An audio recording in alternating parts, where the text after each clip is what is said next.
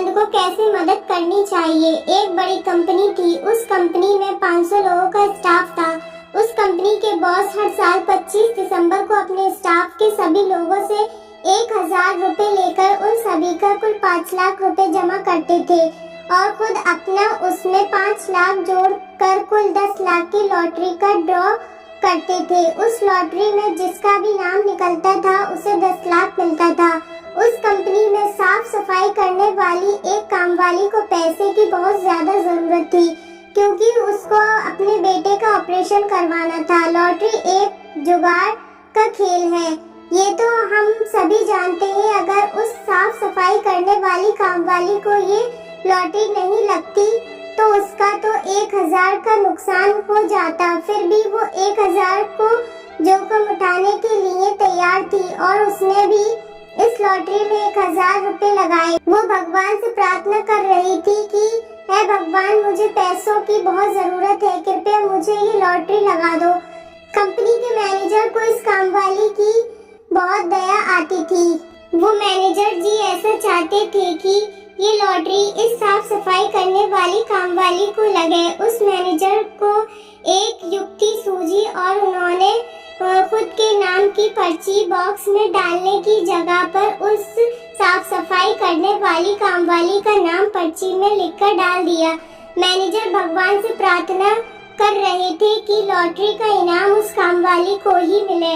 वैसे 500 लोगों के स्टाफ में से सिर्फ अपना नाम बॉक्स में नहीं डालने से उस जरूरतमंद कामवाली को लॉटरी लगे इसकी संभावना बहुत कम थी।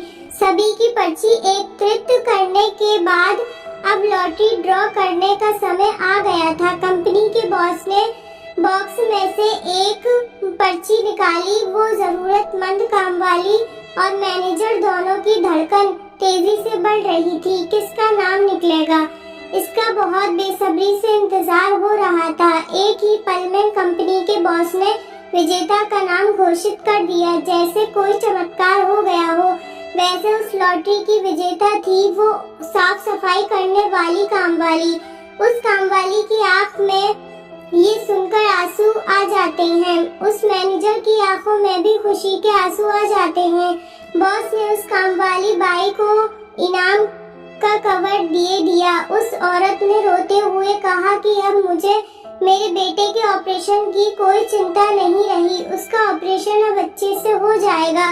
मैं बहुत नसीबदार हूँ, मेरे पर भगवान ने बहुत कृपा की। वो मैनेजर उस लॉटरी के बॉक्स के पास जाकर खड़े हो जाते हैं और उन्होंने बॉक्स में से दूसरी एक पर्ची भी उठाई और देखा तो उसमें भी उस साफ सफाई करने वाली कामवाली का नाम निकला। ये देखकर उन्हें आश्चर्य हुआ कि ये कैसे हो सकता है।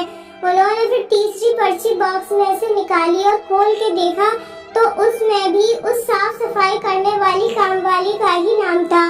फिर तो मैनेजर ने सभी पर्ची खोल के देखी, सभी में उस साफ सफाई करने वाली कामवाली का नाम था। अब वो मैनेजर बहुत खुश हो जाते हैं और उन्हें ऐसा पता चलता है कि सिर्फ मैं ही नहीं बल्कि सभी ने मिलकर उस साफ सफाई करने वाली कामवाली को मदद की है। अगर कंपनी के सभी लोग चाहते तो उस साफ सफाई करने वाली कामवाली को बिना लॉटरी ड्रॉ किए हाथ में कैश देकर उन्हें मदद कर सकते थे, किंतु उन्होंने ऐसा नहीं किया और उस कामवाली को अपने हक का उसे मिला है। ऐसा महसूस करवा के मदद की। हमें ये बात हमेशा याद रखनी चाहिए कि अगर हम किसी की मदद करते हैं तो हमें उस लाचारी का एहसास ना हो। ऐसे मदद करनी चाहिए। अगर हमने ऐसी मदद की तो वो सही अर्थ में मदद कहलाएगी।